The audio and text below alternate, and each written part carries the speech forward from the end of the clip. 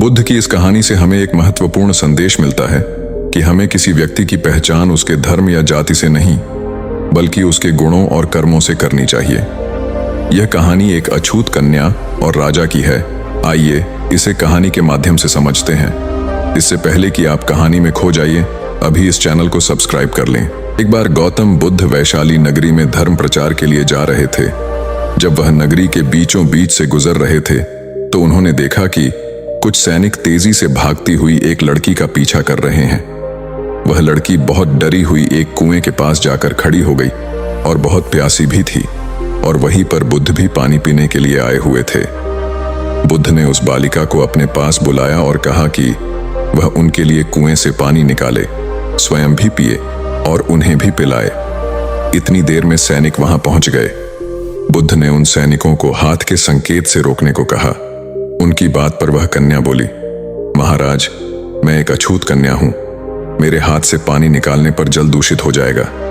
बुद्ध ने उससे फिर कहा, पुत्री, बहुत जोर की प्यास लगी है, पहले तुम पानी पिलाओ। कि इतने में वैशाली के राजा भी वहां आ पहुंचे।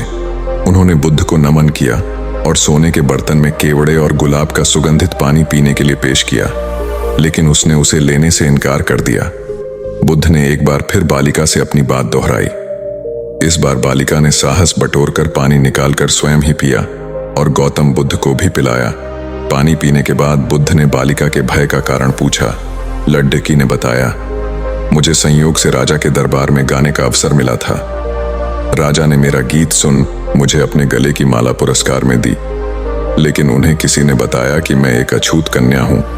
यह जानते ही उन्होंने अपने सैनिकों को मुझे कैद खाने में डाल देने का आदेश दिया। मैं किसी तरह से बचकर यहां तक पहुंची थी कि आप मिल गए। इस पर बुद्ध ने कहा, सुनो राजन, मैं चाहता हूं कि आप मेरी इस बात को हमेशा याद रखें कि किसी भी इंसान की पहचान उसके धर्म या जाति से नहीं, बल्कि उसके गुणों और कर्मों से होती है।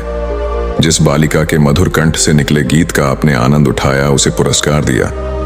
जिसके कार्य इतने अच्छे हैं वह अछूत हो ही नहीं सकती हैं।